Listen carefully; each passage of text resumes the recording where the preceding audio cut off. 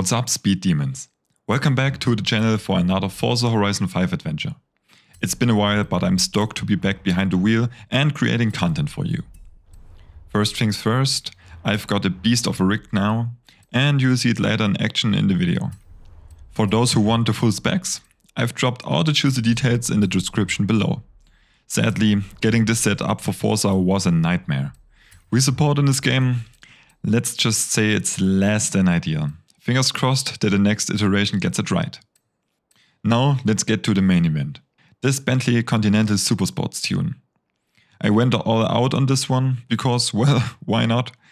This beast weighs in at over 5,000 pounds or 2,300 kilograms, and with the stock 285s all around, those tires are begging for mercy. The all-wheel drive system helps, but the soft suspension and anti-roll bars weren't just cutting it.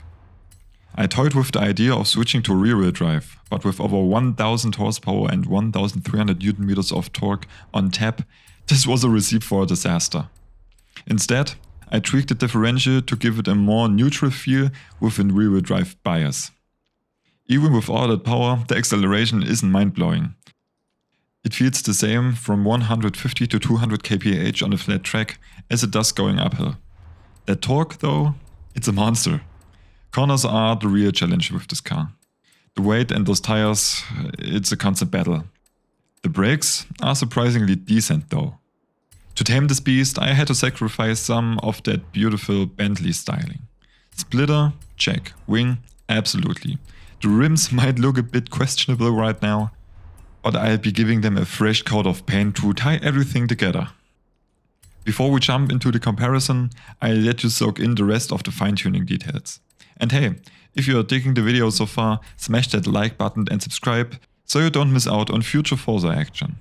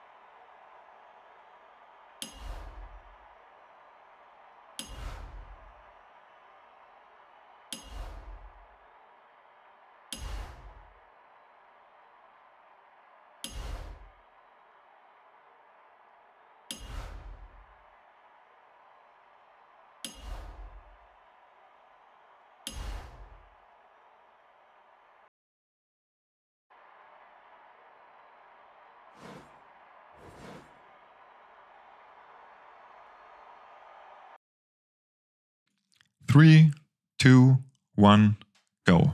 Let's see what this tune can do. Right off the bat you can see how much quicker the tuned Bentley accelerates, even with the added arrow. First checkpoint, boom, already a massive difference in speed. The time difference at this point, over 2 seconds. Oh, and you might have noticed the new color scheme. The stock livery was a bit too gentlemanly for this beast. We're going for raw, unadulterated speed here. Now, let's see how they handle the twisty section. Watch the stock Continental slide towards the cliff. It's also a whopping 60 kph slower than the tuned car. No surprises there, the gap widens to over 5 seconds in just 30 seconds. This next section threw me for a loop. The acceleration difference is obvious, but the speed difference in the right-left combo wasn't as dramatic as expected. Only 4 kph?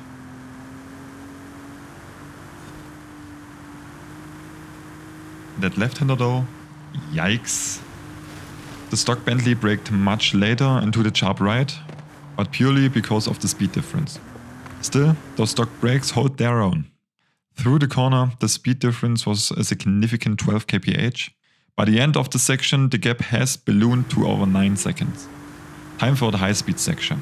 The stock Continental tops out at 254 kph, while the tuned car screams to 285 kph. That gap just keeps growing.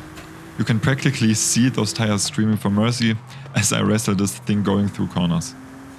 The total gap is now at 12 seconds, so another 3 seconds added to it. Now the tight and twisty streets of Guanajuato. Here the suspension and anti-roll bar tuning really shines. The tuned Bentley steering is less sharp, while the stock car plowed through the corners with massive understeer. It felt like driving a boat.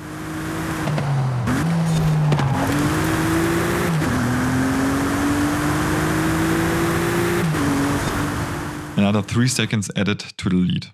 We are at over 15 seconds now. This next section highlights the tuned car's speed difference advantage again. The difference at the apex isn't huge, but the overall speed I can carry through the corner is significantly higher. 2 more seconds added to the gap. For this last section, I'll let you enjoy the symphony of that glorious W12 engine.